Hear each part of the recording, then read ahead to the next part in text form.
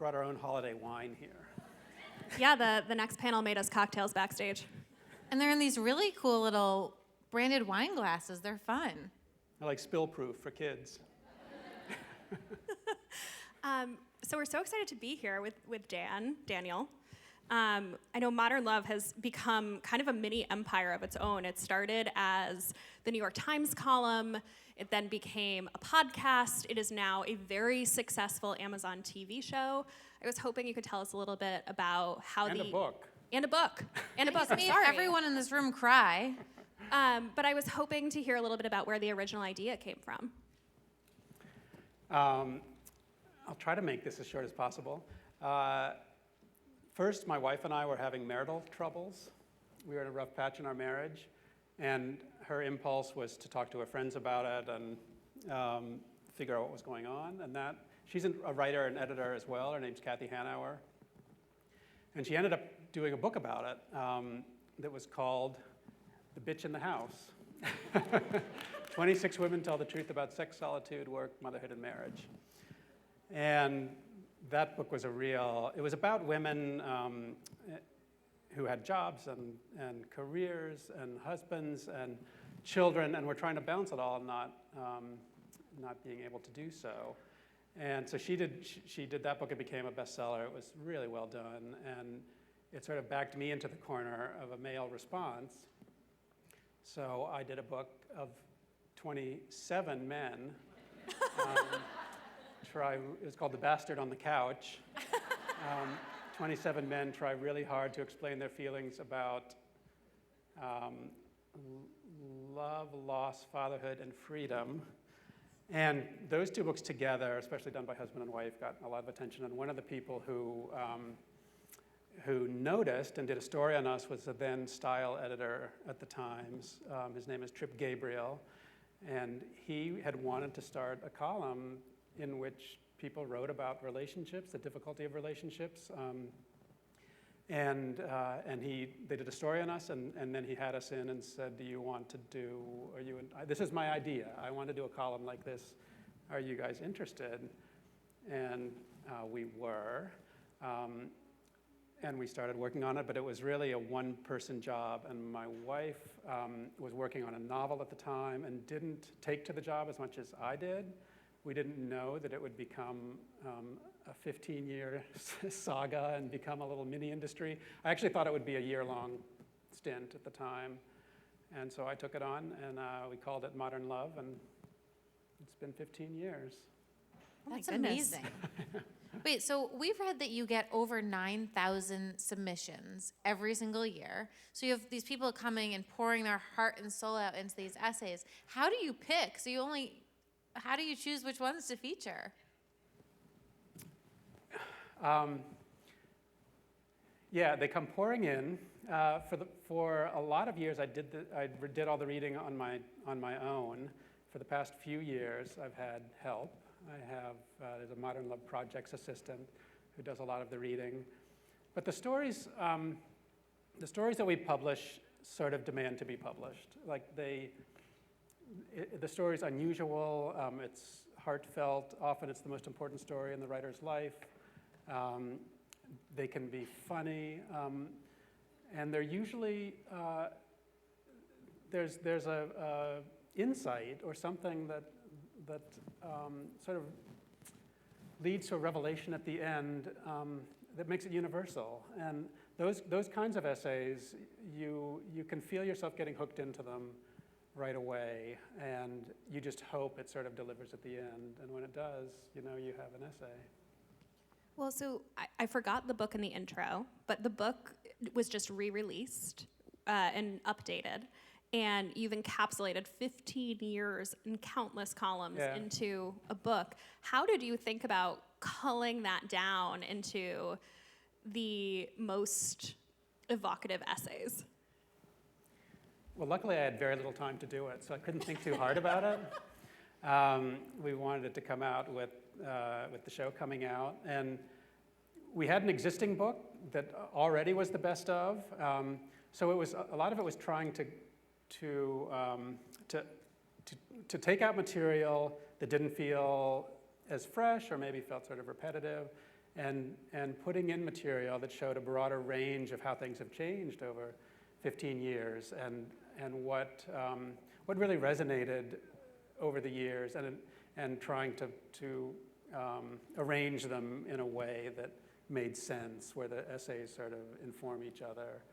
And it was one of those cases where I think I was given a month to do the whole thing, also while working full time and all that. And it was the best thing. Like often you do better work when someone just says, here's your deadline, this is not enough time to do it, but do it. And I'm really happy with the result, and readers seem to really like the way it was laid out, which, it just, it was done very quickly and just sort of intuitively. Do you have any favorite recent examples of essays that didn't make the cut and weren't included in the book? Well, the most popular essay so far this year. How do you measure what's popular? Is it web traffic? Well, we have metrics at the Times. I mean, with their obvious things like page views, amount of time spent reading, and all of those. So we know, like there's just the sort of anecdotal stuff of social media response and all of that. But this one is easily the most popular, and it's called "Let's Meet Again in 5 Years," and it's an essay that came out a couple of months ago, I guess, that was about a couple. They've been married, I think now, maybe 40 years or something. But their meeting story is really sort of relevant today, because she was a freshman in college, and he was a year or two older than her. Whatever it was, they felt like they'd met too soon to be the person for each other for life. Like, and that happens all the time these days. Like, people that meet in college or just after college, and they're like, well, 29 is the ideal age for getting married. So like, what are we going to do until then? And they were faced with that. And she said, now is not the right time. You're graduating or going off on foreign study or whatever it was, but let's meet in 5 years. They met. They set a place, a date. The place was the New York Public Library on 42nd Street. It's really a rom-com. It's so romantic. At the steps of the New York Public Library, they set a time, a date, and unlike today, like, you couldn't keep in touch. You had to mail letters and make phone calls to keep in touch in those days. So they completely fell out of touch. And for they were sort of in touch for a year or so, and then for 3 years they were completely out of touch, and they were living in different places in the country, and they didn't know if they were going to meet at this spot 5 years later. I have goosebumps all up and down my legs right now. And they did. Like, she and her mother was making fun of her. She's like, what are you? She came back to New York for it, and she was living elsewhere. And she's like, no, I have to go to the city this weekend. I'm meeting, now I'm blanking on even the guy's name, but I'm meeting him, on the step. And she's like, he lives in California. What are you talking about? And she wanted to protect her from the disappointment of showing up at this library. And they both showed up at the time. And now they've been married 40 years. And I just think that's a story, for better or worse, that just can't happen now. And it's really sort of sad that you can't lose touch with people in the same way that you used to be able to. Oh my goodness, what an amazing story. I'm curious, I hope you'll be willing to share this with us. If you were writing a column about your own life for Modern Love, what would the story be? Well, I sort of already wrote this story in the Bastard on the Couch. And we're going to have to pick that up. It was a story Seriously. that was wrestling with the idea of chivalry, and my chivalry in the age of sort of equality, and what's different about that, and what role does it have. And the role that it had in my relationship was, my wife is a very strong-willed woman, very sort of drives everything in our marriage and then in our sort of dating life. But we were living in Tucson, Arizona at the time, and Tucson and the desert in general can have really big sort of prehistoric bugs and like armored vehicles, kind of. And there was we were living in separate places, several miles apart, and there was this big bug on her wall late at night, and she called me up, and this was totally atypical of her, and she said, can you come over? This bug is freaking me out, can you come over and get rid of the bug? And I was like, I was in bed, and I was like, well, not really.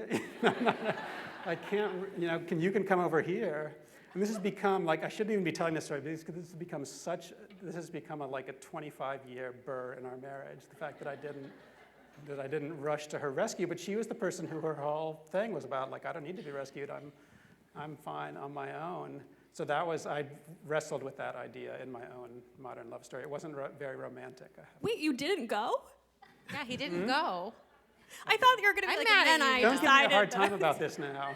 You should have gone. I'm disappointed. I know, so is she.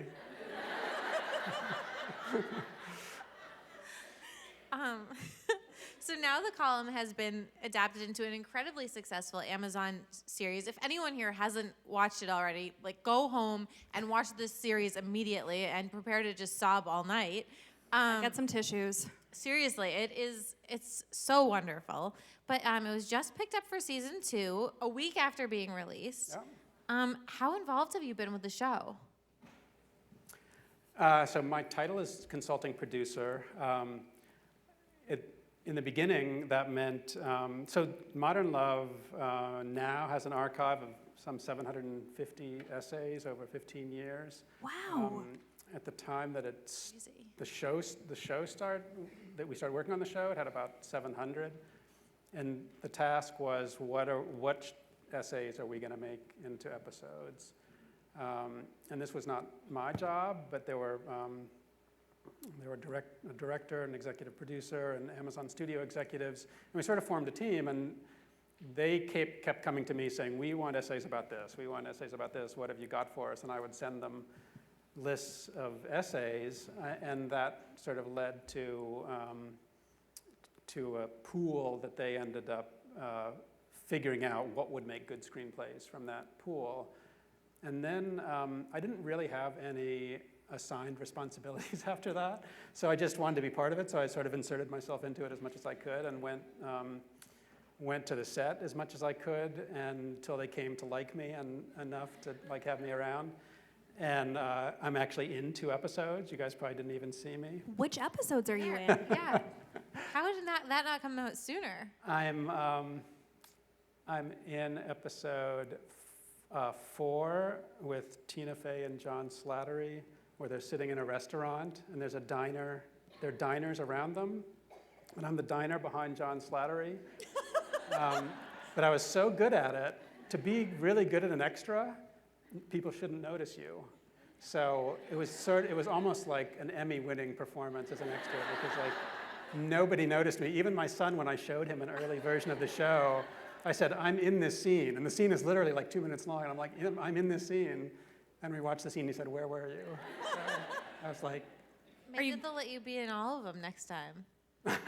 My proposal, because we were looking for ways early on to tie the series together, because it's an anthology and every story is different. And my proposal was that I should deliver a pizza in every episode. Oh. And they didn't. I meant it sort of half seriously. I thought maybe they would bite, but maybe you can go back. They thought that was they thought that would be a distraction. Yeah, maybe you can go back to them and you can work your way up every season, and in the final season you're a lead. But next season you get. I like that idea. Maybe you just yell at somebody and you're like, hey, nothing big. Well, so one thing I'm really curious about, the show had such an incredibly star-studded cast. There was Dev Patel, Tina Fey, Anne Hathaway, John Slattery. There were so many incredible actors and actresses in it. Which came first? Did they cast it and then find the right essay to go with these people, or did they pick the essays and then cast it? They picked the essays and then casted it. And I'm always, I don't know why, I was the same way with the Modern Love podcast when they first pitched that idea, I thought, well, why would anyone want to listen to an essay, And then they said, well, we're going to get people like Meryl Streep to read these. And I was like, why would Meryl Streep read these? And Meryl Streep hasn't read one, but almost everybody else has. So it just worked, but I don't know why I don't never think these things are going to work. It was the same thing with this. They had this dream list of actors that they had in mind. I don't know that they chose the episodes with those actors in mind, but as soon as the episodes were decided upon, they had this real dream list, and people said yes. People just said yes right off the top. Anne Hathaway was one of the first ones to say yes. And when she said yes, it's probably easier for other people to say yes. So they were thrilled. They were thrilled by that. Part of it is that an anthology episode is less of an investment for them. So the decision wasn't as big of a decision. Like they're not committing to 3 months of filming, and they're not committing to more seasons of filming or whatever. They were committing to 6 days of filming, and then some pickup stuff after that, and then helping to promote the show. And it fit into their schedules, so that was part of what eased it. So I personally watched the show and then I read the book, and I didn't realize until I read it how many creative liberties were taken by the TV show. Mm-hmm. So I'm curious how you felt about some of those. Like, for example, Justin McLeod's wife was made the villain in the TV show, and she was not in the essay. I mean, I understood what they wanted. They wanted the stories because they had sort of so much in them. Like they picked stories that had a lot to work with, but something on a page and something that's visual and dramatized. It's just they're different forms, and they wanted the freedom to be able to go beyond the story. In some cases, the essay ends and the story on the screen keeps going in this imagined way. But it's just sort of part of the creative process. You're working with different materials. You're working with actors, and you're working with sets, and you have things that become possible. There's one of the essays that I love so much that I really pushed for the show to do. It's called Rallying to Keep the Game Alive, which is by the writer Anne Leary, and she's married to the actor Dennis Leary. And it's directed by this woman Sharon Horgan, who did the show Catastrophe. And it's so witty and funny, and it's all about their marriage, troubles in their marriage. And there's a couple of lines in the essay about how they like this. One of their favorite movies is The March of the Penguins, the documentary, The March of the Penguins. And they worked that into the script where they have them in the movie together and have them walking out of the movie together, and it becomes this theme. And it was one of those things where, I'm not a filmmaker, and I don't know how they operate, but how John Carney, or in that case Sharon Horgan, saw that line and was like, this is what we can do with this line. We can broaden it out to this whole scene and really work with it. I loved sort of seeing that happen. That was so much fun. What has the response been to the show from your side? I mean, everyone I know in my life has loved it, but has it created an onslaught of essays? Like, has the reaction to the show been different than the podcast or the column? It hasn't created an onslaught yet. My main concern, we're sort of past the breaking point of what we can handle in terms of the essays that come in and being able to get through them and respond and all of that. So we'll see. It's a big difference between thinking you have a story and actually sitting down and writing it and submitting it.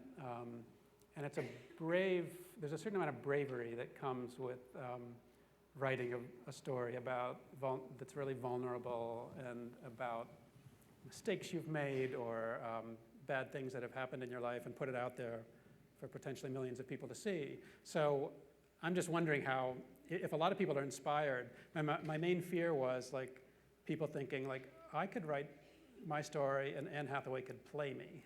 And that would lead to sort of an Who's playing you in this surge bug of story? Hmm? Who's playing you in your bug story? Someone not Matt so Damon, nice. maybe? Ooh.